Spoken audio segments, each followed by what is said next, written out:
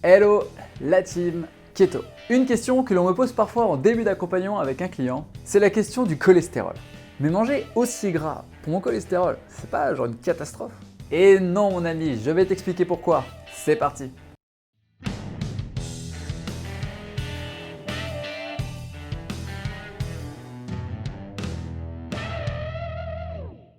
Alors je vous préviens, aujourd'hui on va s'éclater et ça va pas être technique du tout.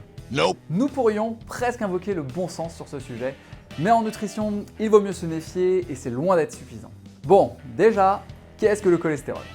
Écrivez donc ce terme sur votre moteur de recherche préféré, et il y a de fortes chances que la première phrase de la première définition proposée soit mot pour mot: le cholestérol est un corps gras indispensable pour le bon fonctionnement de l'organisme. Indispensable, retenez bien ce terme. En effet, dans l'imaginaire collectif, on a vite tendance à penser que ce n'est rien d'autre qu'un poison pour le corps. Ce n'est pas le cas. Le problème, ce n'est pas le cholestérol, c'est éventuellement l'excès de cholestérol. Pour le comprendre, il faut déjà parler des deux lipoprotéines transportant le cholestérol, le HDL et le LDL. Je vous ai prévenu, on va se marrer aujourd'hui. Non. Le HDL d'abord. Il transporte le cholestérol présent dans les artères jusqu'au foie, dont le but est de détruire ou de recycler ce cholestérol qui est identifié comme un déchet. On évite ainsi de l'accumuler dans le sang. C'est pour cela que l'on parle généralement de bon cholestérol. Lorsque son taux est élevé, on a tendance à considérer que c'est une bonne chose. Le LDL, quant à lui, est lié au cholestérol présent dans les artères, gênant théoriquement la circulation du sang. C'est pour cette raison qu'on le présente souvent comme le mauvais cholestérol. Ce qu'il faut néanmoins savoir, c'est qu'il existe plusieurs catégories de LDL. Phénotype A, phénotype B et phénotype I. Globalement, les phénotypes A et I ne sont pas problématiques, voire sont plutôt bénéfiques. Les LDL potentiellement néfastes sont ceux de phénotype B.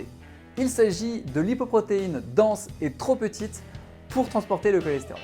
Le problème, c'est qu'elles ont une forte tendance à s'oxyder. Or, lorsqu'il y a oxydation de ces LDL, il y a inflammation dans l'organisme. On parle même de modification oxydative ou d'une faible résistance au stress oxydatif. Simple comme bonjour. Et devinez comment elle s'oxyde. Allez-y, devinez. Et oui, le sucre. Sucre que l'on consomme en très petite quantité dans une alimentation cétogène. Avec une diète cétogène, on constate la plupart du temps une augmentation du bon cholestérol et une diminution du mauvais.